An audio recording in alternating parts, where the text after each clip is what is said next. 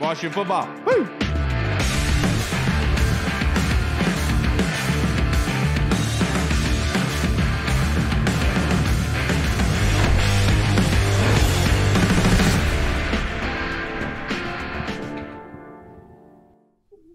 Hello, everybody, and welcome to the Burgundy Zone. I am your host, Kyle, and I'm joined by my two co-hosts, Michael Hall and Michael Reed. Our guests should be joining us here momentarily, but thank you for joining us in this episode of Scarface on the Burgundy Zone, which is a part of the Frederick Podcast Network. You can find out more by going to www.letsofrederick.com. And Scarface, in reference to Miami and what Sam Howell went through today, and absolutely being bludgeoned all over the field, but also coming through. Coming on that one touchdown that he had, it was almost like he was like, say hello to my little friend. And he juked the dude right out. It was awesome, man. What a gutsy performance by him. But this isn't a positive one. This is kind of a therapeutic, fun episode for everybody just to kind of talk about the 45-15 loss. I mean, we were just completely outclassed in every possible fashion. I mean, originally the one-on-one with, which is a fan question later, but we'll get into that. But the question I want to ask you boys, Hall, what did we learn, or what was your immediate reaction to the loss? Honestly, reaction was I thought we would kind of hang close with them, be able to.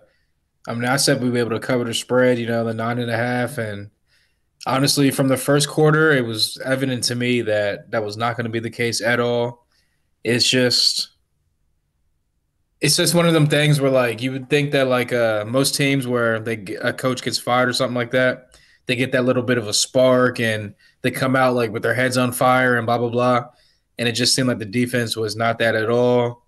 Secondary still giving up huge plays, really no pressure on Tua at all throughout the whole game. I think I remember hearing one of the announcers say that it was the third down in the third quarter and he missed an incomplete pass. And that was his first incomplete pass on third down the entire day. And that should sum up the entire game as it is. And like I said, I in the back of my mind, I kind of thought it would go that way. But at the same time, I didn't think it would actually, from the get-go, would go like that. I thought it would be like they'd be able to keep it close, or maybe like it would get out of hand late. But, yeah, it just seems like at least on the defensive side of the ball, I'm not going to say the offense. Offense was spotty here and there like they always are, but it seems like the defense, for the most part, seems like they've just packed it in, and this is just one of those seasons where it is what it is. I don't know. Yeah, the offense on third down, 6 of 14, 3 sacks on Howell. That obviously can't attribute it more to Howell than anything else, really, because that offensive line was giving up a lot of pressure all day. But they had 1 turnover on the day, yards per play at 4.5, but the Dolphins having 6.9 per play. Absolutely tragic. Being able to see, I mean, give credit to Tyreek Hill on the second touchdown, because the way that's played, that cover 3, Tua probably wants to feed that down the seam in between the two defenders, and he pushes that out wide towards Kendall Fuller. But the fact that Tyreek Hill can just change his body like that and be able to catch on the run and act like it was easy as heck, it's almost like Deshaun Jackson-esque, and obviously Tyreek Hill you could probably question is even better, but it just shows that Tyreek Hill is on another level. But honestly, the Dolphins are on another level, and just seeing the speed and being able to utilize their pieces. And defensively, that Sam Howell pick, I wanted to ask this question to you guys, but if you guys attributed that to Sam at all, because I just thought that was one heck of a play by the linebacker.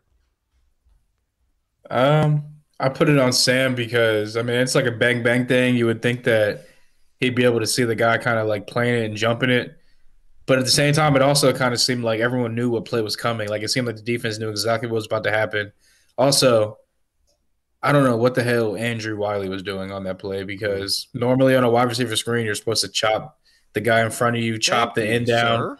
Well done. So, I mean, like, I don't know what was going on there. I don't know if Andrew Wiley thought it was a different call. I don't know if he was just lost in the sauce like he was pretty much was the whole game.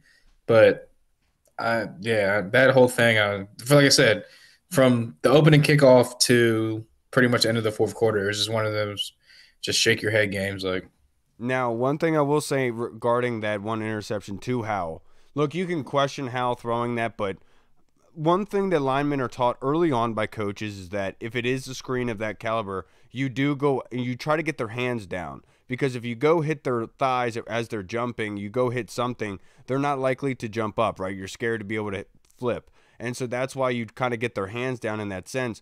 But in Wiley's defense, I will say this, we don't know what he's taught. Like, we don't know when Eric Bieniemy in practice is saying, we trust that rusher is going to go north upfield towards Sam, so don't worry about touching him. Just, like, act like you're going back to block and then dip out, which could obviously be the case, but honestly, that was probably a bad play call on EB's end to think that rusher was going to come and not, because he was a linebacker, Hall, and it wasn't like a normal typical rusher. So credit to the linebacker, he read that well. It's just I think ultimately it was a bad play call, bad feeling to the game, if that makes sense. Well, I know why Wiley didn't cut anybody. I know it was wet out there, dude. You don't want to get muddy. Come on, you're not fucking paid millions of dollars. You don't want to do that shit. And also, I will also say Tyreek Hill's very good. I think that the secret to being good and elite in the NFL is you have to beat your children. Tyreek Hill's done it. Adrian Peterson's done it. All these guys that are like generational with generational, parts of their game. Joking. I'm not joking. I really think that that's the key is that you have to take a dip in that everlasting pool. No, I'm kidding. Obviously, I'm kidding. Look, I know a lot of people. I should say I'm kidding, Kyle. You're right, because a lot of people watch this. They don't know that I'm just, I'm a sicko like that. I'm just sick. Well, they don't know that you were complaining 30 minutes before this about having to talk about the Commanders in the same old. Yeah, because we fucking suck. It's the same thing for the last 3 months, every episode. Well, Ron's going to get fired. Ron needs to be fired. The team sucks. We know. Here's what we need to do. Here's what's going to happen. Who's going to be the head coach? What positions are we going to draft? It's just the same shit. We're terrible. We're so bad. So bad. I hate it. It's so frustrating. People even though I knew we were like, going to lose. Oh, when I was like, oh man, we're like the new Browns of the NFL, and I was just like, people were like, oh, why are you doing that? Blah blah blah. We're not the Browns. I was just like, bro, like, even the Browns will be like kind of turning around and become relevant again. Like they're like they get talked about. Whenever Washington gets talked about, it's nothing positive. It's always something negative, whether it's on the field or off the field. We never get any type of positive light shine at us. Whether it's a good game, Johnson. Yeah, exactly. Whether it's a good game, a bad game, like, you know what I'm saying? Like, it's just anything negative. All right, let's talk about Washington and that fact. Anything positive that happens with them, it's just like, whatever, cool. Talk about it for 2 seconds, cool, whatever. On to the next game. Yeah. And that's just where we're at as a franchise. We're like the depths of the depths. But the good thing is, we have 2024. It's a whole new horizon. Yeah, and I'm sorry for hopefully. Yeah, I'm sorry for being a Grinch, guys. I'm sorry for being a Scrooge. It just happened. We just lost. I haven't dealt with it yet. Give me a few days to get logical. And I know some of you don't know about this sicko mindset that I have, but those of you who listen regularly, I'm a sicko. Sometimes I go sicko mode, talk about beating kids and stuff. I don't mean it. Sorry, mammy. We should record that bit because that's a great sound bit. Next question I have for you boys. Are you surprised at all? And also your status on EB as a play caller, on Twitter and social, I've seen people kind of say, I'm out on EB at this point just because the past couple weeks going against these defenses like the Giants, Cowboys, and now the Dolphins, you can't muster more than 20 points. What's going on here? Well, how are you feeling, Hall? I mean, it's just like the whole offense in general. It's up and down, and I guess you could attribute the up and down to EB for the most part, but at some point, like, obviously you got Dotson dropping passes throughout multiple games. You got guys missing blocks. You got linemen missing stunts and gains and whatnot. So, I mean, obviously, like, the players, it comes down to execution on the field for me, most of the time. But again, like we just talked about with the screen, it seemed like everyone and their mother on that defense knew that screenplay was coming. And then, so it's like, is EB's offense kind of predictable? Yeah. And then for him also coming from Kansas City where they utilize Pacheco in the run game and that really like helped. Like obviously Pat Mahomes doesn't need like help, but just having that run game to utilize their offense and kind of like balance out the guys that are inside the box and to open up the guys for to be downfield and open up the middle of the field. It seems like you come here and you got a guy like Brian Robinson who's clearly getting chunk gain after chunk gain. You got a guy like Gibson who can be that Jared McKinnon out the backfield. And it just seems like for whatever reason, he doesn't want to balance it out as far as like running the ball a little bit more. And I know like they're down a lot, so you can't really run it like that. But at the end of the day, Yeah, I don't know. It's as far as EB goes, like I don't even think I have an opinion at this point because I just know that he's probably not going to get retained. He's probably going to move on. Everyone's kind of get blown out. So to even have like, oh yeah, like oh he's doing this, he's doing that. Like yeah, he's done a great job developing Sam Howell and him and Tavita Pritchard. I would say Tavita Pritchard never gets talked about, the QB coach, but I would say that him and they've done a pretty good job developing Sam. But at the end of the day, like it's not going to be enough to for him to stick around as far as like the future of the team. So yeah, like I said, the offense is a roller coaster. His play calling is a roller coaster, and yeah, it is Yeah, what it is. to your point, Sam Howell today, 12 of 23, 52% completion percentage, 127 yards, one interception, 4 carries, 21 yards, and 2 touchdowns on the ground, like the one we talked about before. But I think you're right in largely in the issue because, Cash watched the game with me after his nap. He came down, sat down next to me. And, I told him, look, the score's out of whack, but we're here to watch Sam Howell, number 14. We need to see if he's the future. And he said, why? And I said, well, he's a fifth-round pick. It's his first year starting, and the new ownership group coming in, and they have a top 5 pick where you kind of take a quarterback, and so he has to really impress in a very short amount of time in a very big way, and that's why it's very important for him to do well. And that's the unfortunate part of where we are right now. They 3 sacks on the day, and nobody's really helping him out in that regard, do you feel? Because, to your point, Hall, talking about that screenplay, are you really saying they're being put in a good position, right, to be able to succeed? And that's the unfortunate part of where we are now. But look, it's putrid, and I really like the play that Curtis Samuel had coming out of the backfield, that little stop and go on the linebacker, be able to get him some space that should have been a touchdown, but obviously his leg went out of bounds. But I thought that was a really good play by EB. And then B-Rob, though, I want to ask you guys this. When did he get injured? 7 carries, 53 yards, 7.5 average on the ground. He got injured his hamstring, never returned. I didn't even know he got injured. No, yeah, and that's just one of those things where it's just like, of course.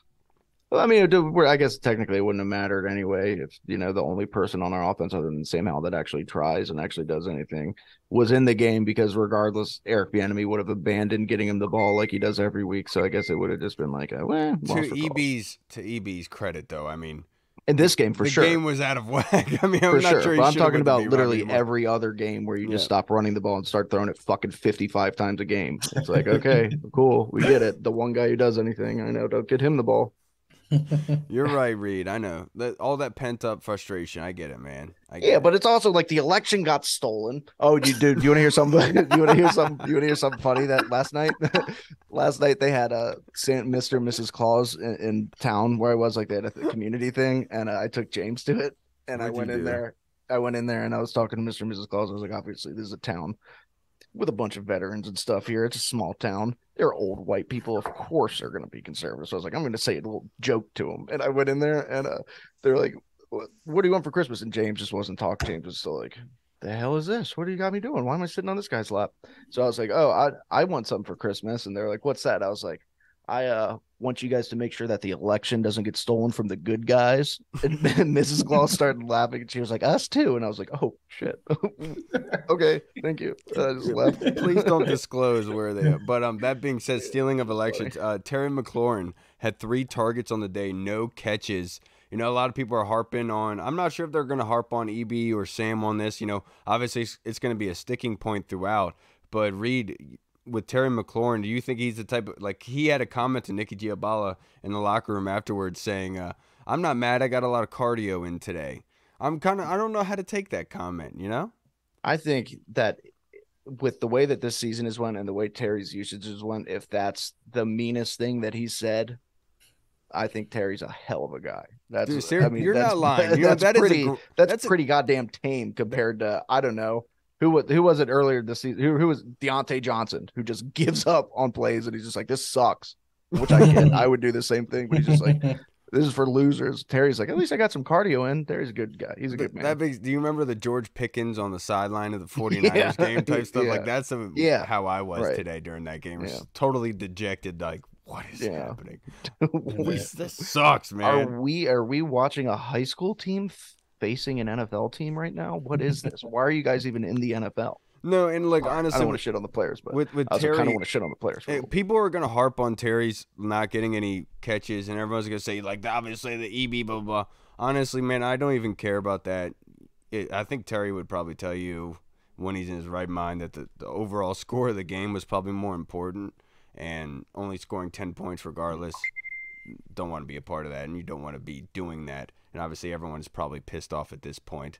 But let's get into our fan questions, boys. And this one's submitted from the Colonel, so you know it's a great one. But though we are not due for a total rebuild, Reed, we will be making some painful personnel decisions on January 8th, the day after our final game against Dallas. In addition to Charles Leno, Kendall Fuller, and Curtis Samuel, which other contributors do you see risk of not returning?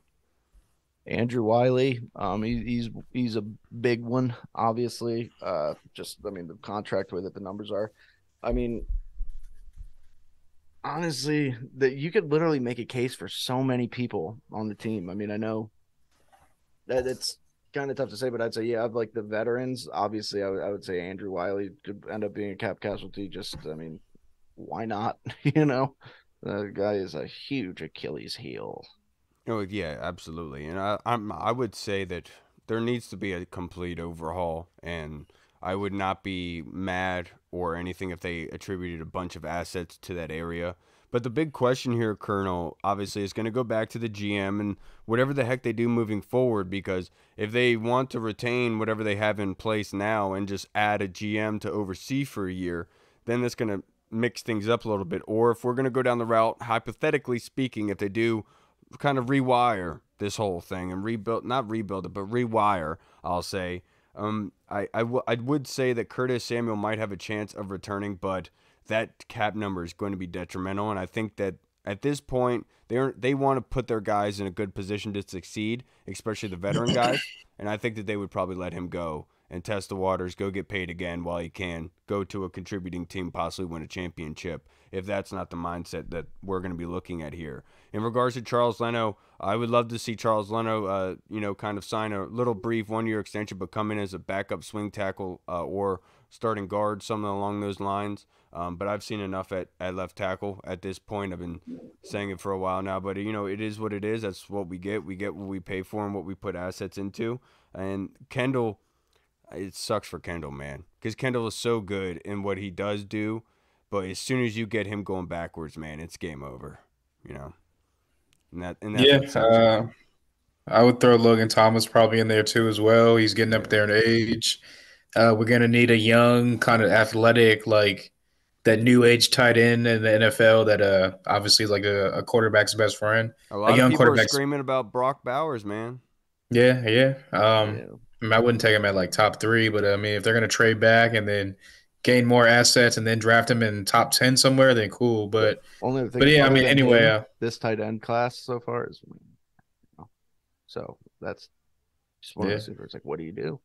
Also, there's free agency because we got all that free agency money, so we'll see about that. Free agents sucking. That's true. I haven't looked at the class either of the classes, but Logan Thomas. I would say obviously Antonio Gibson. He's going to be a free agent guy that probably more than likely moves on. Cody not going to resign him. Not going to. Cody Dude, Barton, 1 year guy. How many sacks can we let up? Honestly, are they going to pick up Jamin's 5th-year option? So I mean, there's going to be. Would you, Hall? Did Benjamin St. Juice get his green card completely filled out? And is he here legally, or should we call ICE? I think we should just hurry up and get him before the season's over. Honestly, keep him back. Jamin Davis. I mean, honestly, it's so crazy because like I want to say yes just for like the continuity. Like you need somebody to like retain. You gotta but at the same time, if I really had to make a choice and made that option as a GM, I would probably say no, because why are we going to pick up that 5th-year option, pay you that cap casualty when we can get somewhere else in here that can do a better job than you? So, and honestly, I would say one more person. Actually, you know what? No, I would just stick with Jamin Davis. Yeah, I don't think Jamin Davis will be back either. Well, the one thing with Jamin, I will say, today he played really well. I think he led the team with 9 tackles, and you saw him more on the outside. You saw him really being able to utilize and set those edges, and you saw Miami trying to tackle him. or try to utilize those edges in the run game a lot. We did, for the most part, do a good job against it, but obviously just our back was broken at that point, and there wasn't anything we can do. Now, Hall, this next question from the Colonel real quick. He says, as I watched Miami effortlessly score their 38th points against us, is it a rhetorical question to ask if Ron Rivera has lost the team? Yeah, I said a couple weeks back that it was kind of seeming like the defensive messaging and just the messaging overall was kind of getting stale.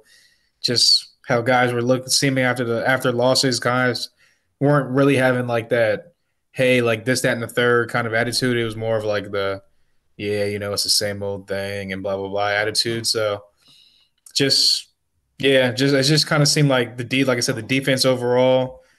I just felt like weeks ago, just the messaging and whatever was going on, the scheme, all that stuff was just stale, and it was kind of like I said, just so yeah, I would definitely do. I wouldn't say he lost the locker room, but I would say that guys are checked out. I'll just say that. Yeah, I think it's pretty fair to say that. I'm not sure if it's on Rivera, but they're just not in whatever the heck is being attributed here, because if you honestly look at it, and I know that in 2021 they were the 22nd overall defense. Obviously right now they're 29th, and it's kind of like a one-off, one-on kind of thing. But honestly, seeing like how they have taken a major, gigantic step back, it's mind-numbing. It's kind of like, what have we seen the past 3 years then? You know what I mean? It's almost like, how the hell did we even be able to win a game at this rate? Do you know what I'm saying? The past couple weeks, the way the defense it's just nuts. I mean, it makes no sense. Even Tommy DeVito, Yeah. It's one of those things too, where it's like before the season, like obviously we always hype up our team, but like even with Chase and Montez, even when we were getting pressure, which has been non-existent since we were still giving a huge. We were still getting destroyed, and it's like, what the fuck? Sorry for cutting. This is gonna be. You know what? You might as well put an NSFW tag on this episode, Kyle, because this one is not safe for work. But like everybody's bad. Everybody, the defense is just bad, and I don't get it. Corners, what corners? Emmanuel Forbes is out there missing time with a goddamn bruised ego. And it's like, come on, what's going on, dude? Yeah, you're right, man. It's just depressing to be where we are, because the one thing is you would like to be able to have a good grasp, control over what is happening here, to be able to look into next season. If you are going to be changing at the helm and brass and front office and GM, so to speak, you'd want to be able to have exclamation points. You'd want to be able to have guarantees to say, this is what we want to stick with to keep going. Because a lot of GMs, a lot of head coaches, like I know Buck Showalter used to talk about how when he takes over a team, if they're perennial losers, he doesn't want anybody from that team, because he knows that if you can't win there, he doesn't want you at all, and you're not going to be a part of the winning culture. And so like that's the thing that I'm struggling with here, is that the kind of situation we're walking into? Because right now this is the evaluation process, and is there anywhere that you can feel to say consistently that should be what we're banking on going forward? I mean, I guess the one argument you can make would be Sam Howell, just like with in terms of how he's played. He has shown a lot of promise. He's still young, but even then, like, guys want to bring in their own person. Guys, like, you don't know. There's really nothing right now on either side of the ball that's really sticking out and being like, yes, well, that's who you got to build around. That's what you got to do. So you're right. We don't have an identity at this point, and we haven't all season. Nope. I've said it a million times. Yeah. We just don't. Our identity is having no identity. And that was basically my point. And that was basically my point to Cash, was in saying that it's really unfair to ask of Howell, but that's like the reality, And that's what I said after the Arizona game. It's really unfair, but Sam Howell doesn't have the time, the ability to play like a rookie. He simply doesn't. He has to perform and over-impress to be able to really go forward, to be able to say, you have my confidence as my franchise quarterback. And now the stake is even higher because of the top 5 pick. It just makes it even more difficult for the head people in place. Why wouldn't they? Like, you think about it from this angle. You're taking over a team that's been a perennial loser. You have a top 5 pick, and there's a good class of quarterbacks coming out. Why wouldn't you want a complete and utter refresh, Hall? Like, seriously. Yeah, this is what I've been saying from the get-go, as far as like the more like the clearer and clearer it got that they weren't going to be into the playoffs, and it was more about like, okay, what is Sam Howell going to do and provide, and how is he going to develop? It was more and more about, to me, because everyone just for whatever reason, whenever Eric Bieniemy was hired, people in their minds just already had it stamped that, oh, he's going to be the next head coach, he's taking over, and blah blah blah blah. And I'm from the get go, I've been like, that's not a sure thing. That's not a surefire thing. And then with the whole like I said, with new ownership, new people coming in, new GM, everything like that. Who's to say that again? Like I've said multiple times, new offense, new offensive coordinator. Why are we going to take the route of the Dan Snyder route of, hey, we already have a quarterback, we're going to force you to work with this Right. quarterback route again? That's just limiting your options as far as like a GM and a head coach. And that's what Saying, my hey, whole point is, like saying that I don't think Sam Howell would buy into that if that's the case. And so if you're ever going to trade him, right now is the time to do it, right? Because the fire is but no hot. one's going to trade for Sam Howell. Oh, Like no one's going to trade for Sam Howell to be like, hey, we're going to give up a second or third round pick for Sam Howell to be our starter. Like, who would do that? They can just draft a quarterback, or they I can think go the cheaper Minnesota. I route. think Minnesota would be one team to watch very closely in that regard. No, because it seems like the bottom's going to fall out of them too as well. Even if they get Justin Jefferson back, they could be in the range to maybe like trade up, maybe in the range of maybe snipe a quarterback. They can maybe go into free agency and get a quarterback. No one's going to trade for a fifth round pick that's been sacked 50 plus times and leads the league in interceptions. You know what I'm saying? Like, no, that's not going to happen. I'm just saying. That But that two and year also you want to contract keep of being very also very you want cheap. to keep him as a backup because who's to say if they do draft a quarterback, who's to say he's going to come in and hit the ground running and all of a sudden be the starter week one? Well, with So you're this still going to offensive need. line, he'll hit the ground running. That's funny. So yeah, you're still going to need Sam Howell. So like he's going to be here regardless next year. But I don't think like so. to your point, if they want to come in and draft a new person, who's to blame them? Because what is like to the new people? What has Sam Howell really shown them coming in that like, hey, yeah, we can build around him, whatever, blah blah blah. But if they want to draft a guy and say, hey, let him battle it out, who's to say that the new guy is not going to pick up the offense because that GM and head coaches have already said, hey, I want to draft that guy, mold him into my offense. Whereas Sam Howell's kind of like the outside guy looking in as far as like, hey, he already has one leg up because they drafted him. They already like him more. Now I got to work even harder times two to even make myself viable to be the starter again. So he's working with one arm tied behind his back, unfortunately. And again, this is just the cycle of Washington where we might have a good thing, a diamond in the rough, and more than likely we're probably going to start from scratch and just do it all over again. Yeah, all I'm saying is, man, somebody's going to look at Sam Howell and say, I'm going to be able to get the most out of that kid. He's shown that he can do it. And if they're selling him off, I'll take him in and I'll bring him in and I'll be able to work with him. I just don't think that here, after being the starter, like we said with Ron Rivera being a head coach and going down and saying, nah, it's not for me, I'll go down to defensive coordinator. Same thing with kind of Sam Howell, as I don't really expect that to be the case. I feel like that would be a big social dynamic that would be probably detrimental in the long term. But regardless, it's stupid hypothetical to kind of talk about. But now this next question we have is from Andy Lockhart in the UK. Reed. He asks, evaluate Ron's first game as play caller.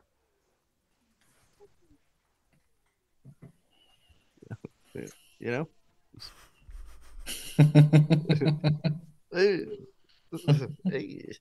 shit. I guess I don't know. What was that? What are you doing? No, but remember he delegated a lot of the game planning and all that stuff to the other DB's coach. So like it's not really on him. Well, It's fine. he did that because he's like, as soon as I leave that building every night, I don't care anymore. I don't even care half the time I'm there, to be honest with you. I'm just here to fulfill my obligations. That's what he's saying. Yeah, I mean, obviously it was. Kind of seems like it, We honestly. kind of talked It about it being does, an I know. interesting week for Ron to come in as a play caller. But to jump into Tim Towner's question is, what did you think? What did you think it was wise to have Quan Martin cover Tyreek on a go route? You know, obviously it being 3rd and 2, they go into cover 1 with Cam Crow over top as a free safety, and I have a lot of trust in Cam, but he was on the far side, the far shade, on that beginning of that play. But why the hell? I know that they can run wild in your zone. They did it all game. I get that. But why the hell would you put Quan Martin on him? You know, like out They of they said they're doing stuff differently. Ron said like, "Oh, we're going to do something differently," and they asked him, "What are you going to do?" He said, "Oh, well, You know I'm how not going to tell you that, but you'll see. yeah, he said, you know how And Jack used to put linebackers on fast wide literally, receivers? I'm gonna he put a didn't have little an answer. He didn't have an answer to the question, so he just said the first thing that popped into his head and was like, "Yeah, you'll see." But yeah. nothing changed because that was the same exact stuff that we saw with Jack Del Rio for the past 12 plus weeks. And honestly, like the thought came to my mind, I was like, dude, that's intentional. Like that, like that's Tyreek Hill. You know, like we're not talking about Wandale Robinson here, right? You know, we're talking about Tyreek freaking Hill. And no disrespect to Quan, I love Quan, but that is a freaking elephant weight to place on his freaking shoulder, dude. On 3rd and 2, isolated with no safety help over top. And I love Sam Howell's response in regards to Terry McLaurin not getting the ball a lot. He said, the Dolphins played a lot of cover 2 to Terry's side, quote unquote.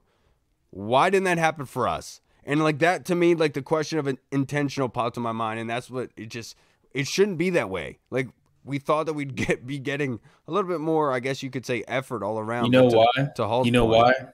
Because for some reason, other people can make mid-game adjustments and scheme guys open and get guys like, oh, like, hey, let me look at the pad. Oh, they're playing cover 2 shade on that side. Hey, let's draw this play up. Let's run this to get this guy open. Let's scheme him open this way. Hey, let's move Terry around. Let's move him in motion. Let's put him in the side. Let's put him in the backfield like Curtis Samuel. We don't do stuff like that. I don't know why, but they did do that one time with the Curtis Samuel big catch down the sideline with the. Well, that's my point. We don't do that with Terry. Yeah. Like, no, you're 100% right. He's our 100% number one. He's our number one person on offense. He's our number one target, our number one weapon. Why, just look at the Dallas Cowboys. I hate to talk about the Cowboys. Oh no, don't do that. But look at CeeDee Lamb. Everyone was talking about, is CeeDee Lamb the guy? Blah blah blah. He kept lining up, isolated. Blah blah blah. As soon as Mike McCarthy was like, you know what? Let me start moving him around, putting him in the slot, putting him in motion, putting him here, putting him there. All of a sudden, CeeDee Lamb explodes. It's just like I see other teams doing that stuff, and I see other teams doing it mid-game, mid-season.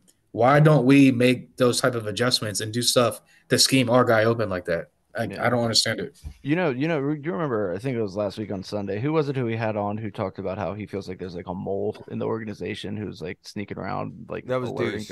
Oh yeah, Deuce. Okay, yeah, obviously. Duh. I almost feel like there's going to be like an M. Night Shyamalan twist where it turns out Ron's really the spy, and what Ron was hired by Russia or something, and Ron's just in here sabotaging the whole thing. You know, can't hide behind anybody anymore, dude. I'm totally there with you, bro. Oh no, you know what? So Ron, remember back in the offseason, he said, yeah, he pretty much said like, yeah, when I get fired, just at least give him my credit because at least I found a quarterback, and once they start winning consistently, like give me my props. And he said, what if the whole time he's like, I'm gonna coach this team into the ground, get him the highest draft pick possible, so that they're gonna flip it around, and when 2024 comes and they're winning, everyone will give me my props. Yeah. And then he said, and nobody gave me that goddamn respect. I'm gonna run this team into the ground. I'll show you. And now that's very Snyder-esque. We're at. Yeah. Like pouring like the expired milk on dude's car. Maybe that's why Snyder hired him. He was like, me and you, we think alike. We alike. Yeah. Ron, now this next question, Hall, real quick. This is from Deluxe in the Discord. Were there any individual performances that stood out? Yeah, Brian Robinson once again. Again, people talk about like who are some guys that could be carryovers and some guys that you can build on and be a part of the future. Brian Robinson is showing that obviously the gunshots to the knee and to the leg were really hampering him last year, and he's gotten more explosive, looked better and better, and he's shown that he can be a pass catching running back out the backfield as well this season. So I think that Brian Robinson, even though he got injured, even though had a parlay, could have had $450 if he scored a touchdown, but Sam Howell wants to just rush 2 touchdowns like he's white Michael Vick or something. I don't know. But yeah, B-Rob is a guy that you can keep building around. And he's just showing that he can be more than that thumping kind of 2-down back. He can be a 3-down guy as well. Yeah, it's unfortunate about the injury. It's very timely. I will say that. Any individual performances that stood out. Yes, I will say a lot of credit to the Dolphins because that one celebration, the end zone with the roller coaster that they did, that was freaking cool, man. I was pissed off because I was like, it's very crappy you guys planned a celebration out, but it's reality of the That's how situation. much respect people show our I defense. They're know, like, you I know know. what? Let's take time out of our actual like practice that we need to be working on plays and getting better, and let's worry about a touchdown celebration. Yeah. Yeah. It would be funny. You know how Ron fired Jack Del Rio after that abysmal performance against Dallas? If Ron comes to the podium or releases a press statement, he's like, guys, I'm firing Ron Rivera from this. Or He some needs to Scooby Doo shit go. happens, and like Ron Rivera takes his mask off, and it's really Jack Del Rio, and he's like, Yeah. "Oh, Yeah. gotcha, kids." No, Yeah, he and takes then- his and then- mask off at Snyder. Yeah. It was me the whole time. It was me the whole time. And To answer the question seriously, Sam Howell, not Sam Howell, my goodness, but he's now the 5th quarterback in Washington history to have 5 rushing touchdowns in the season, joining with Kirk, RG3, Brett Rippon, and others, among 2 others. And so obviously that is a standout. But that being said, the interception, the 12 of 23, that's what you want to see elevated. Obviously, the pressure was getting to him, but you need something more from this team overall. And honestly, I'm just not sure if they're really starving for it. And that's why I can't get angry Are they starving at them. for it? They're complaining about coaching and hard coaching. Of course, they ain't starving for it. We should have known that from the get go. I When we know, heard man. that stuff in training camp, when we started looking at our phones, like, why is everyone looking at their phones? What's going on? When that quote came out about, oh, this coaching is too hard, we should have known this was going to be the outcome right then and there. Yeah, it's funny too because we are literally the team where people are like, where it's like, oh, I'm sorry, you haven't had a sack in 2 months, Andrew Van Ginkel.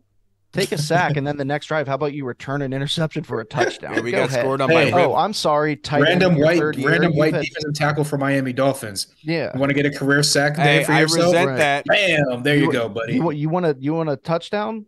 You've only had 3 catches this year, tight end. Go ahead, get yourself a touchdown. Dude, I yeah, don't we care. got scored on by Rip Van Winkle, man. It's ridiculous. Rip Van Winkle, yeah, and he pulled a little confetti thing at the end too. Was that him? I'm not sure. I don't know. I just pulled that name out of my back. I don't know. Anyway, but this next question to you, Reed, from Big Tony Shivers. Thank you, brother. What happened to Payne and Allen? You know,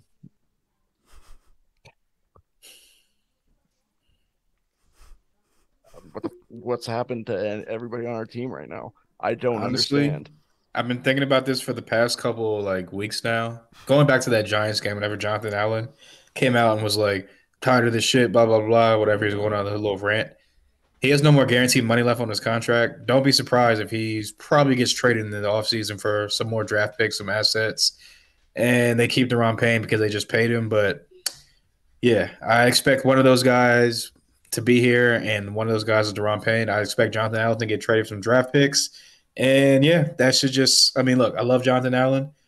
It's just one of those seasons where they're just – nobody on the defensive side of the ball has shown up this year. Okay. It's just boys one of listen those to me? seasons. It's one of those seasons where like now I really understand why people turn to heroin, you know, because it's just like it's so depressing that it's just like give me something to make me feel good, Doc. You know, Come on, man. Come on. I know, but honestly, I feel the same way about this situation as I do when I did with Chase and Montez. If you're getting rid of one, you might as well do both. Just do a complete refresh at Well, that You can't point. do both because you just paid one of them, so you can't really get rid of. oh, Deron Kyle Payne. can do both. Trust me, Kyle can take Well, both. remember we talked to Felix, and Felix said that the person that probably Spit warrants the roast. most in assets would be Deron Payne because he is younger. But obviously, Jonathan Allen having no guaranteed money left is obviously a point of emphasis for other teams. But that's just how because look, man, if you're gonna take this over and have a rebuild immediately, not a rebuild, a rewire.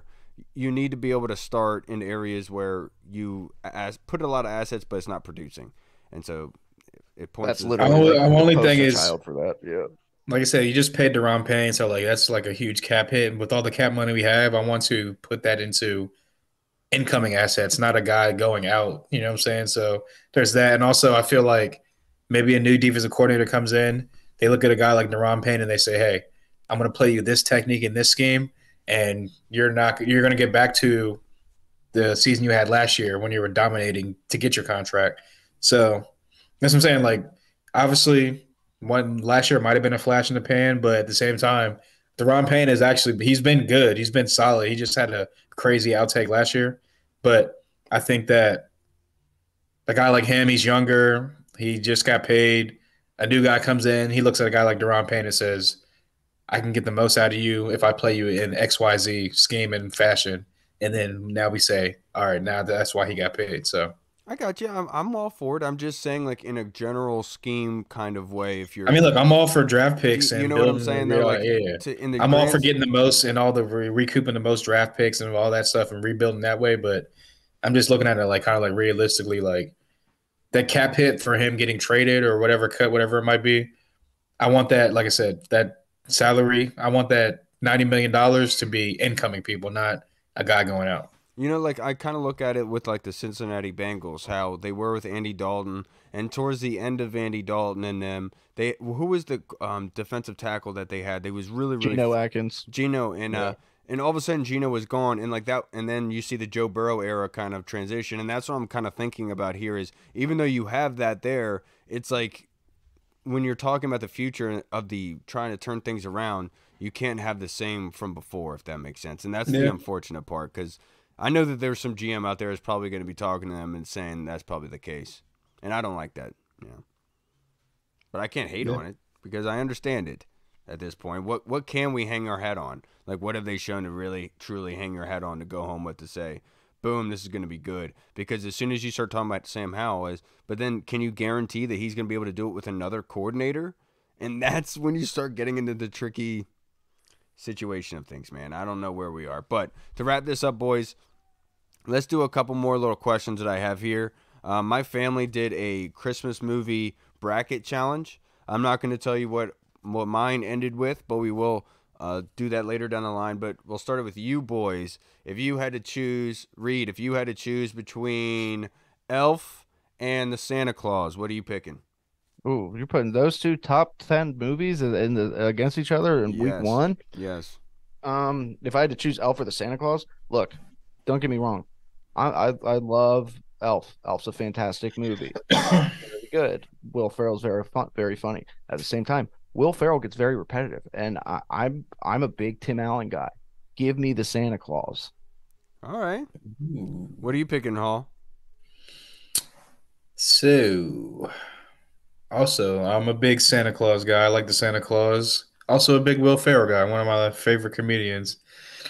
But the classic, man, I got to go with the classic.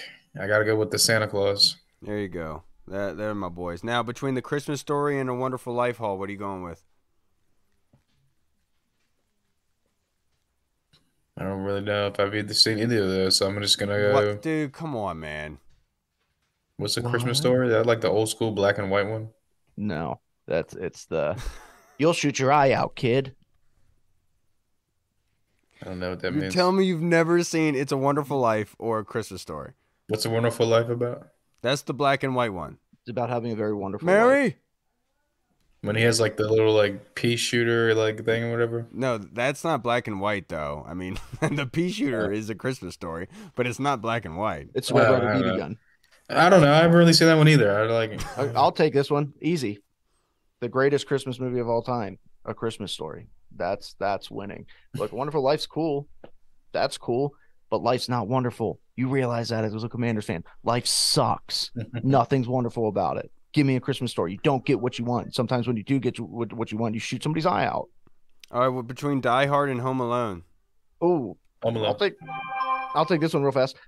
Home Alone, because Die Hard's not a Christmas movie. I know it's cool to say it's a Christmas movie these days. Not a Christmas movie. If it's a Christmas movie, then Ted is a Christmas movie. Dumb and Dumber is a not. Christmas movie. It's Movies not that very even comparable. loosely. No, it's not. It's because what takes place in Christmas in Die Hard?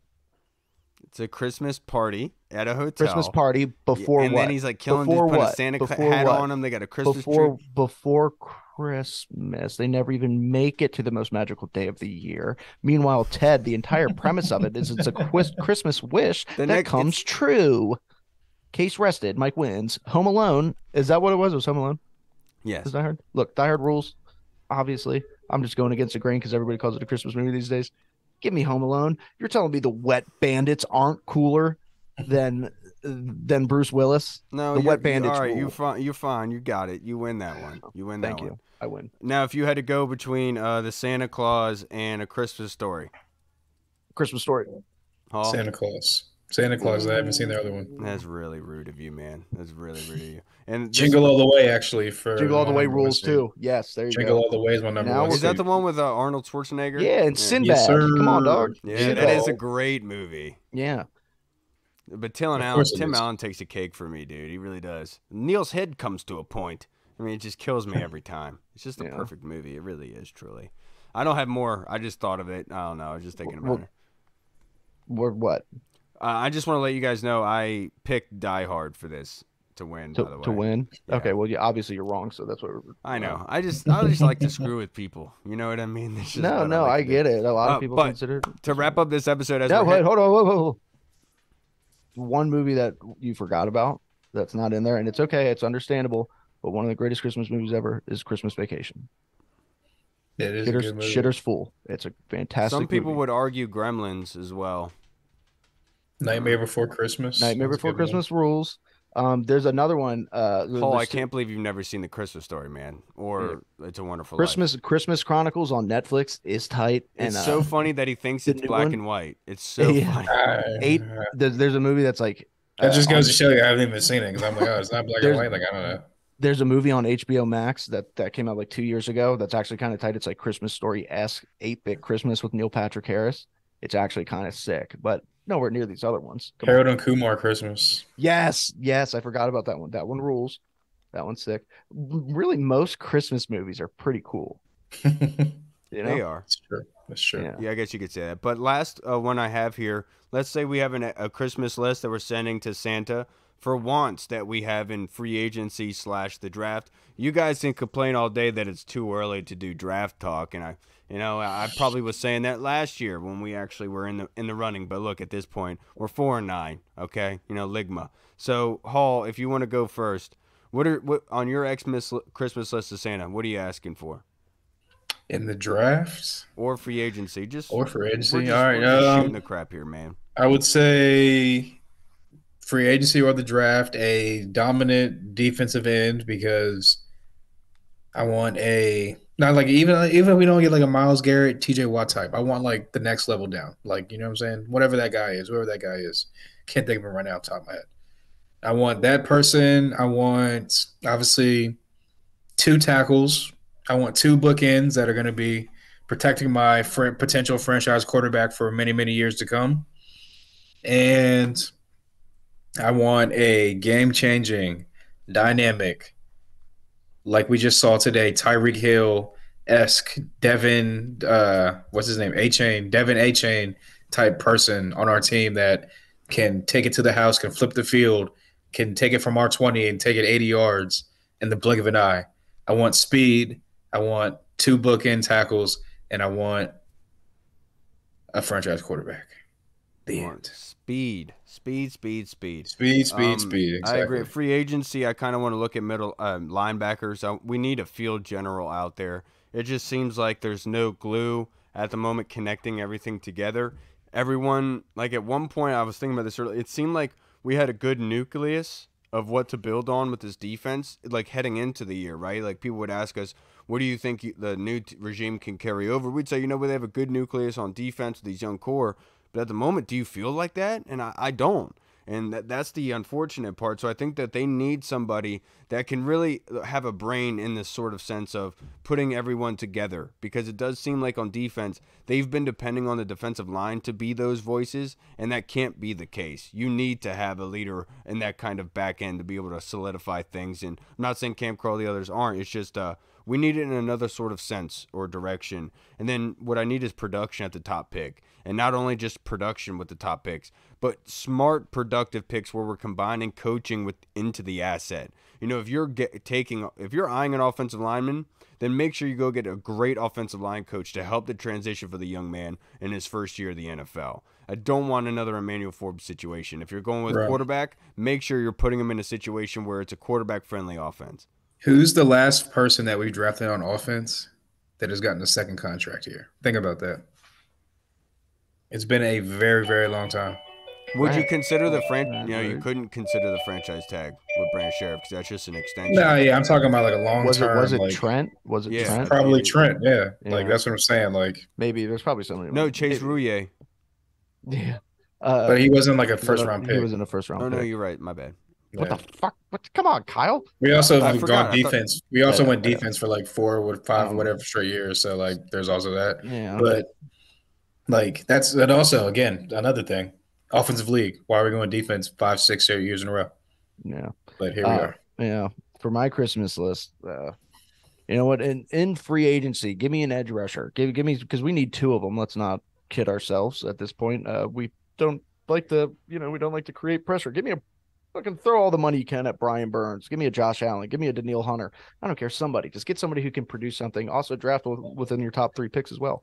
And then if you're picking high and you can get like an Olu Fushano if he ends up being the number 1 offensive tackle, take him or Joe Alt, whoever it is that's up there. And then honestly, so in our first 3 picks, I would not be opposed at all to taking 2 tackles. If somebody like Amarius Mims falls down into the beginning stages of the second round, go get him. Get your 2 bookend tackles, or get a center. At some point, please get a center. Like I love Tyler Larson, but I was talking to OGWCC on Twitter, and he was saying that he thinks there's a chance that we could take Olu and then also Talise Fuaga in the second round. Yeah, with our top pick. I think Fuaga is going to end up rising. Yeah, me too. And yeah, I was like, really dude, good. I was like, I'm not gonna lie to you, I'd be Randy Marsh in that internet tent if that happened. Oh yeah, for sure. Like if you're He's a talking beast. about like an actual complete overhaul of image, identity to the offensive line, which we've been asking for, you go get Olu and Talise Fuaga. I mean, just seeing what Olu does in the ground game and also Talise, you're talking about immediate pushing. Two and big that's graders. Yeah, dude, seriously, not kidding. And Fuaga, though, I do think he's going to end up rising probably because people are starting to take notice of how well he's playing. Yeah. And but I mean, I think Amarius Mims will probably be a first round pick too. But I like him. There's good right tackles in this draft that should be drafted early as well. There's also J.C. Latham from Alabama, so it's going to be very interesting. You can, I mean, shit, if you want to, if you really think Sam's the guy and you want to protect him, you go out there, you get them boys, and also, man, don't honestly, forget a center. What we saw today, to Jesus Christ, what we saw today, to Hall's point,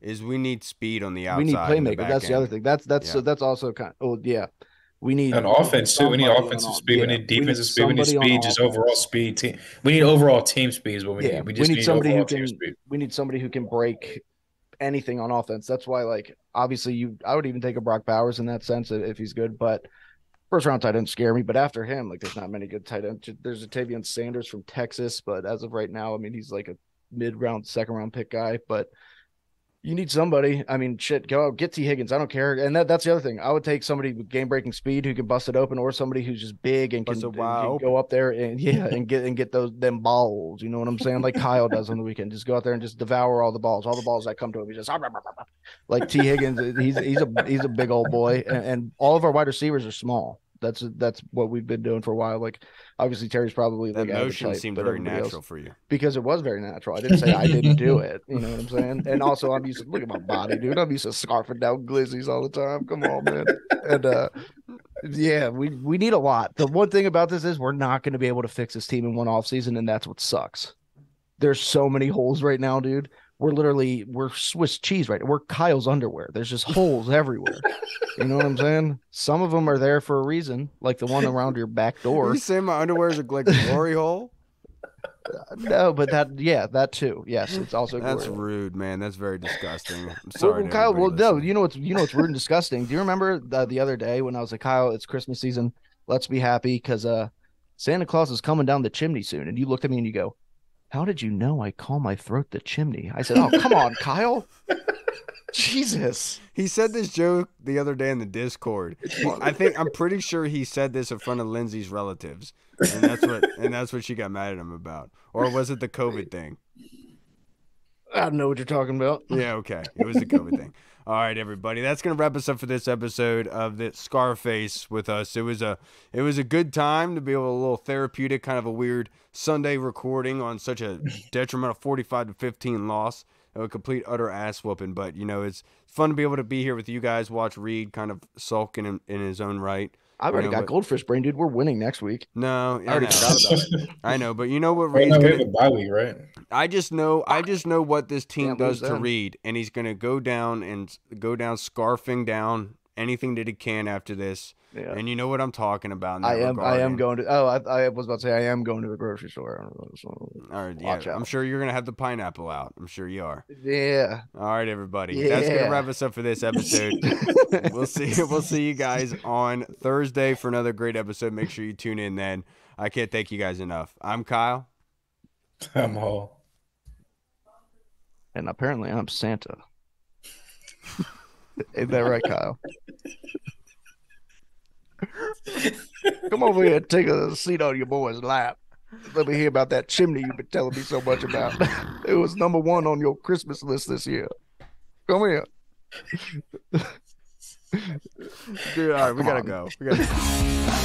What's up, everyone? This is Kyle from the Burgundy. It's gonna be a white Washington Christmas, football. Kyle. Woo! What's up, everyone? This is Kyle from the Burgundy Zone. We are releasing our own merch to support the show. If you want to rock the Burgundy Zone logo or you want to see Reed's face on your shirt, we got it. We're starting with t-shirts, hoodies, and zip-up. So if you're a fan of the show, make sure you snag one before they are gone. Check out the link in our bio on Instagram, or you can find the link in the description of the video. Thanks again for all your support. Until next time.